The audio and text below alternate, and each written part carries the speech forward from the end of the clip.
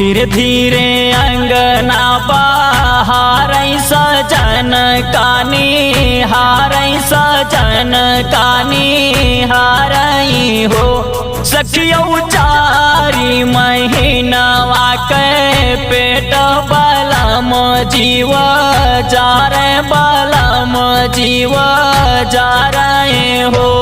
सखियो चारी महीनवा के पेट बलम जीव जा रे बलम जीव जा रही हो।